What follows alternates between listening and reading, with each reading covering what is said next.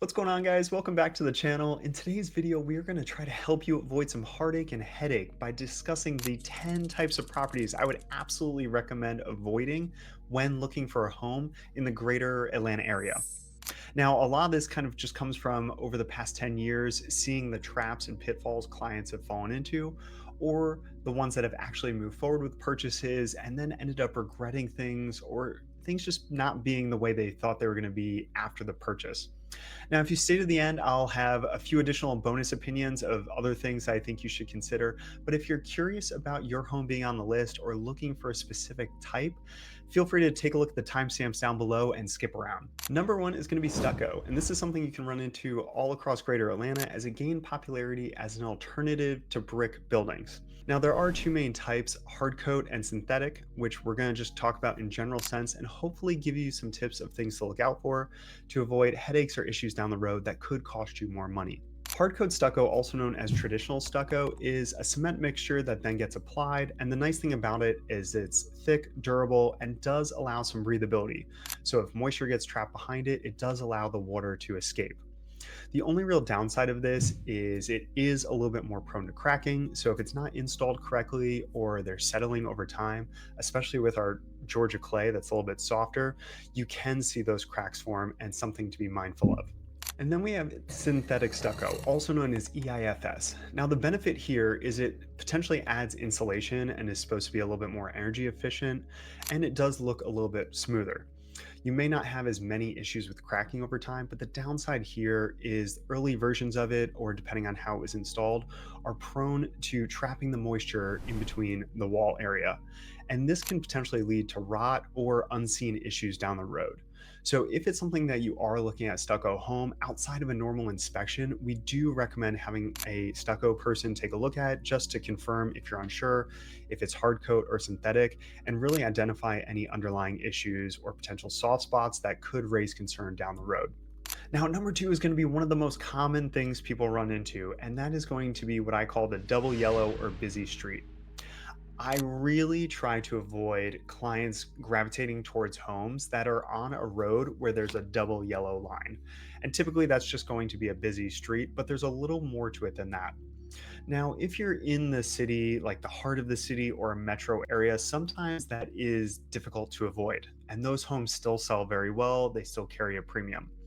But as you get further away from the heart of things, where location becomes more important, like we're talking suburbs, that's where you start to see homes that sit back from a main road or either right on it may be more appealing because of what you get. But in reality, a lot of the buyer perception is going to be it's a safety issue. Whether people are coming in off the street, if they want their kids to be playing out front and not have to worry about traffic, people tend to want their homes to be a retreat and have that extra added privacy. So think about avoiding a home that is on a double yellow line, something where the home is potentially too close to the street itself, or even if you're in a subdivision, is it on a street in the subdivision that then backs up to a busy road as well? Because you're going to get a lot of through traffic, and that noise can carry into the house depending on how your house is built or just impact your kind of piece of living. Now, number three is going to be looking at floodplains. And this is something I would greatly consider all throughout the metro area, just because we have a lot of different waterways. The Chattahoochee River expands a vast distance and kind of sprinkles out depending on where you are. And there's a lot of areas of Atlanta that fall into various floodplains from creeks, rivers, and streams. Now, when you're looking at this is going to impact two things. One, if you're getting a loan, you may be required to have flood insurance on the property, and that kind of carries its own cost. The second is if you're looking to build down the road, maybe you want to add a pool or you're really just looking for a yard that can be enjoyed. Is that a space that's actually going to be built on depending on current setbacks with the flood zone? Or are you going to be impacted where maybe the backyard is just consistently damp and muddy and you can't actually enjoy the space you thought you were getting? Now, these, depending on where the house sits in relation to the river, obviously there are some along the Chattahoochee that are elevated enough where a proper certificate, an elevation certificate, could bypass flood insurance and you don't have to worry about that. But in areas like in town, Buckhead, West Midtown, a lot of times we see kind of that issue where the property sits low enough where if we get one of those major events, it will actually pull into the yard and potentially into the house itself. So definitely something to be in mind. Check with your lender as well or your agent when you're looking at homes and what the floodplain is. A lot of times the designation may not actually mean it's going to flood. It is just something to be aware of if it can be bypassed or if you actually need flood insurance. Now, number four is going to be a bad flip. And this is something that, especially after 2015, when Atlanta really started taking off as a market again, we saw very common throughout the city. And you kind of have to look at pockets where are the investors going?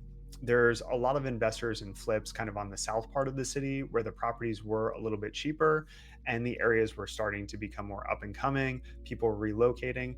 And obviously, an investor or a real estate flipper is going to try and capitalize on that. Now, we see this on all spectrums from entry level homes to luxury properties. People are going to tend to cut corners and they're only as good as the subcontractors that they hire. Without the proper oversight, you don't necessarily know how well somebody is doing. So, when you're looking at a property that was either a recent renovation, even if it's just something a homeowner did or a flip itself, you really want to pay attention to the details. Did they actually pull the proper permits? Is all of the work where it is supposed to be and registered with the county or city? Is the documentation in place? And then as you're going through, look for the little things that are a little bit harder to mask, where you have seams on the cabinets or molding or baseboards. That's going to give you an indication of did somebody really know what they were doing. One of the biggest tells that I look for on flips is honestly the tile work, whether that's in the kitchen or the bathroom.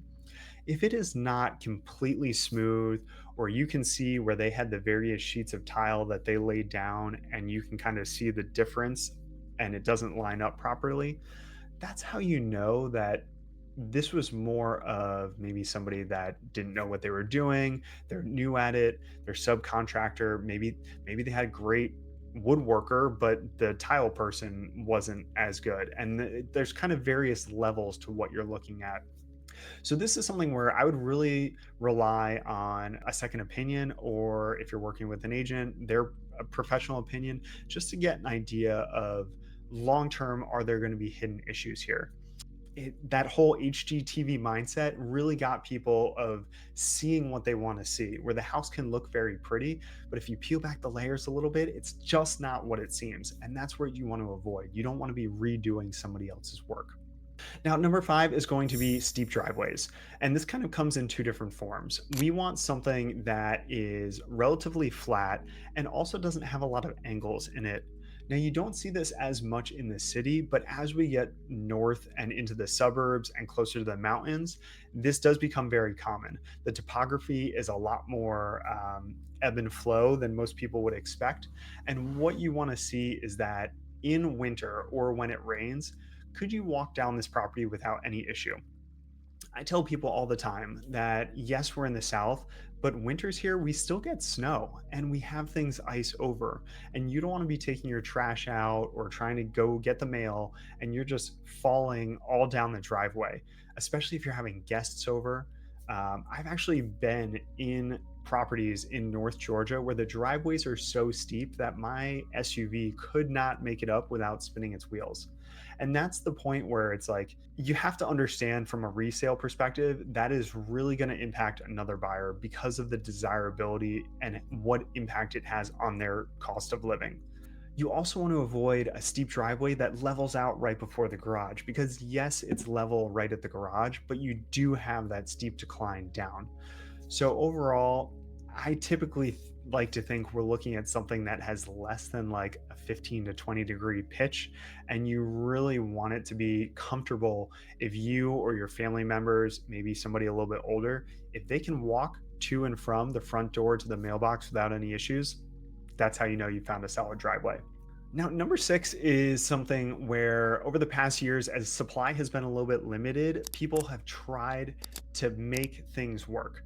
And that is just trying to squeeze into a house that's a little bit too small for what you have, especially if you're thinking about growing your family, or maybe it's a space that you think is actually an upgrade depending on where you're coming from, but is it going to be an upgrade a few years from now? And this is where a lot of times people think they can make a 2 or 3 bedroom work, but they really need a 4 bedroom, or maybe it doesn't have a basement and they actually need a basement. And you have to think about the family dynamics. Are you going to be working from home? Do both people work from home? How many kids do you have? Are there going to be more kids? Is there a parent that may be staying with you, or an in-law suite that's needed? And this is where I see people kind of, they focus more on their budget and trying to get the monthly payments to work.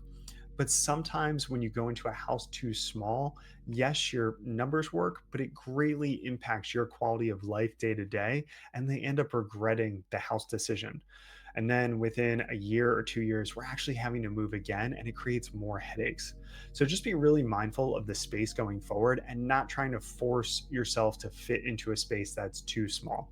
Now, number seven kind of piggybacks on the heels of the bad flip, and this is going to be a home that just needs too many repairs.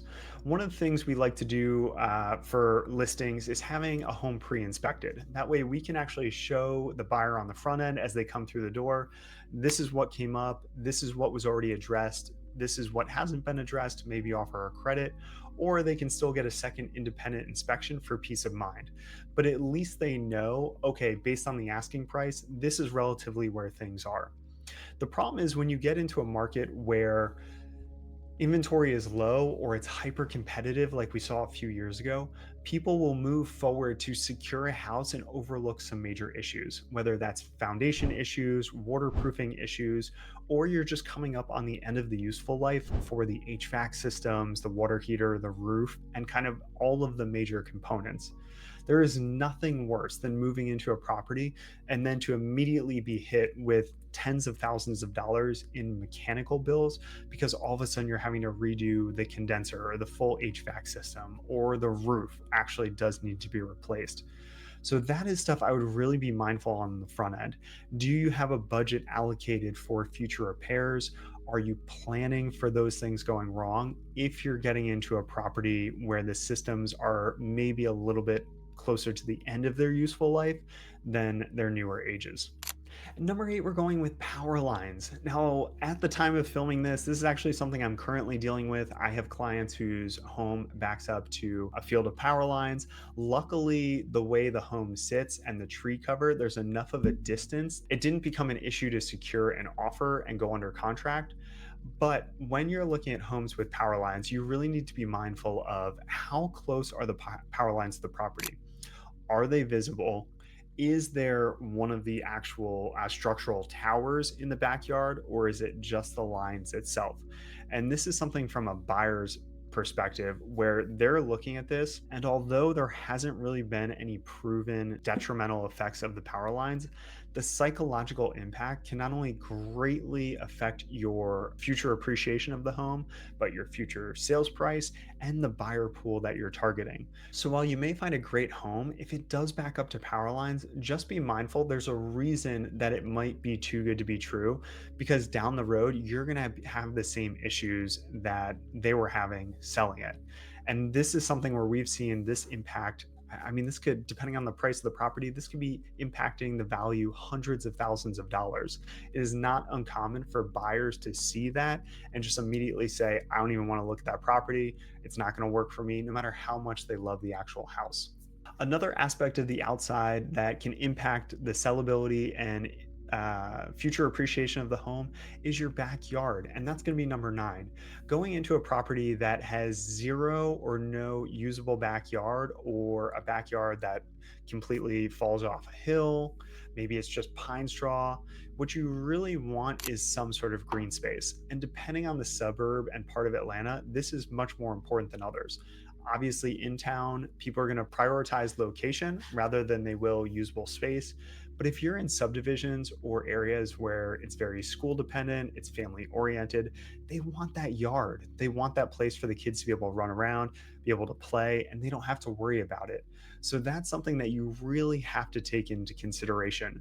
Where if you're going into a house that has a great backyard, Not only does that create a lot of options for you to build out over time, but down the road, it's something that the other buyers are really going to appreciate if you're ever looking to sell the house. You can have a great house with no backyard and it will just accrue days on market. That is something that happens all the time throughout Atlanta, regardless of how great the area, the school district, or the subdivision is. So that's something to really be mindful of. Now, rounding out number 10 is just going to be the bad areas in general. And when I say bad areas, I'm talking about areas of high crime. So, as with anywhere, you are never going to be able to outrun nefarious actors, things that happen. But I would really look into the statistical crime rates of the area that you're going into and make sure that you're comfortable with it. Is it something where you really want your family members or kids walking outside at night? Could they go out to the store or the park and you feel like it's not going to be an issue? Do you have a garage? If you don't have a garage and you have to park on the street or in the driveway, do you have to constantly be concerned about your car being broken into? And it's unfortunate that we have to consider these things, but it is important to understand, depending on the area you're in, there are going to be external impacts that are outside your control that could affect your day to day life and enjoyment of your property. So, the local municipal areas and the county records will have the crime statistics. I would recommend at least taking a look at those up front to understand what you're getting into. Now, that rounds out the top 10 list of the main things that I would be on the lookout for, especially having helped over 200 families buy and sell over the past 10 years in greater Atlanta. These are the things that we've really just tried to keep top of mind when looking at places to factor in not only happiness with the property, but future appreciation and resale value as well. Now, as promised, I did have some additional thoughts, and those are going to come in the form of three other tips. One is be mindful of split level properties. These are not as common as you would think, but typically in the areas where you are going to see more split level properties, they won't carry the same premium as a single family residence that has a slightly more traditional floor plan. A lot of times it's just that separation of stairs. The foyer just opens right up into the split staircases, and that's just not always appealing for everyone. Now, the second bonus tip is buying the most expensive or nicest house in the worst area. I typically would advise against that. One, because you're going to be paying a premium in an area that may not be able to sustain it. But two, mainly it just becomes a target for the area. And you're going to have to work even harder to get future appreciation because you need all of the other homes to not only increase to your level, but surpass it to start accruing additional value. And the third and final tip, which is honestly one of the most important, but kind of more just common sense, is keep in mind about the school districts, especially if you're in the suburbs or parts of town where people are really going to harp on that. A great school and being in a solid school district can actually make your home not only sell faster, but sell for more money.